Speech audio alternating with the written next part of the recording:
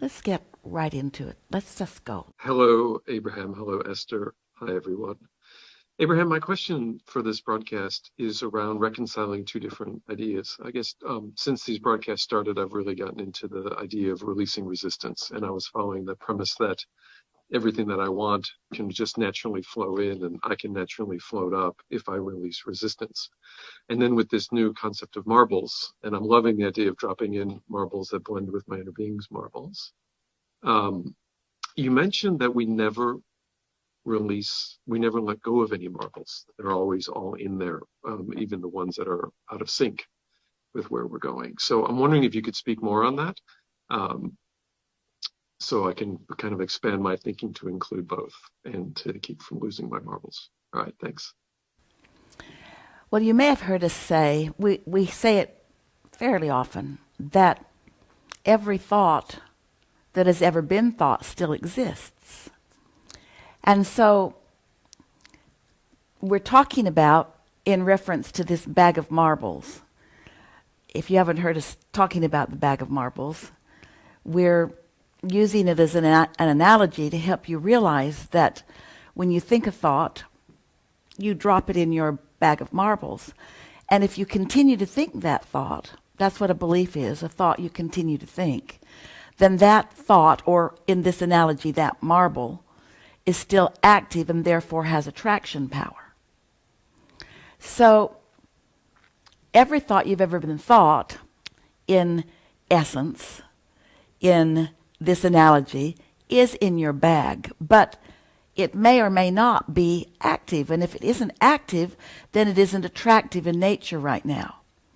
But the fact that the marbles are there means that it could become active the closer you get to whatever those thoughts are. For example, have you had the experience where you haven't thought of something in a long, long while, and then someone's talking about something, and in the middle of that conversation, it makes you think about that? Esther is going to visit some family this weekend, and some of them she hasn't seen in a long time, some of them since she was a young girl. And so she was thinking about them and their parents, and she was reminiscing about the loveliness of these people. And then just now, Michelle walked down the hallway, leaving the studio before the broadcast began, and she said to Esther, "See you on the screen." And Esther said, "See you in the funny papers," which is something that her uncle said to her often when she was a girl, and she has not had that thought in years. But because she's been thinking of these people that she's going to see in a few days, those marbles that haven't been active in a long time are now active. And so as they are now more active, now it became part of Esther's vocabulary today. It surprised Esther that that thought came, and she loved the feeling of it when the words came out of her mouth. But it's like that. You have control. You may not know it because you haven't been exercising it, but you have control over which of your dominant marbles become active. And by dominant, we mean they're in there a lot. Maybe you were picked on as a child, and so you put a lot of those victim kind of marbles in your bag. Well, it may have been years since you felt like a victim, and so those victim marbles, even though there are a lot of them, and since there are a lot of them, we would call them dominant because maybe they were a big part of your childhood. But if you didn't keep renewing them, if you didn't keep the trouble stirred up in your own mind, if you didn't keep making them, if you didn't continue to reactivate them, then you haven't been recently attracting because of them. You'll hear more about marbles as we are moving forward, and we think that answers your question as well as we can do it in a timely manner. Hi, Abraham. I'm here with my bag of marbles. I love the sound. And I thought about, okay, my inner being never has one of these, call them black marbles. No negative marble, no negative thought. It only has these very nice, colorful marbles. And I'm free to summon these black ones and to collect them. I'm free to do that, but I will never find resonance then and alignment. But I can do that, and every black one will launch a new colorful one for my inner being. That's really a very helpful picture. And I guess choosing one of the black marbles is just our human freedom to do that. Is it? Well, you're stirring up a lot of conversation about this marble analogy, and we're happy about that. So what we're saying to you is that as you move into any segment, which means the phone rings, it's a new segment. You get in your vehicle, it's a new segment. Someone walks in the room when you've been there by yourself before, it's a new segment, and so on. And so when you enter the segment, you enter with your point of attraction. That's the point of the bag of marbles. It's your vibrational point of attraction. And so does everyone else. Everyone in the world is walking around with their point of attraction. And so when you enter a segment and something that's active in your point of attraction is active, then if someone else who's in the vicinity has an active marble about the same thing, you're going to have an experience, a cooperative experience, because the law of attraction says it must be that way. So we like that you have some black marbles, meaning making a differentiation between the thoughts that you intend to think and the thoughts that you maybe have thought but don't want to think anymore.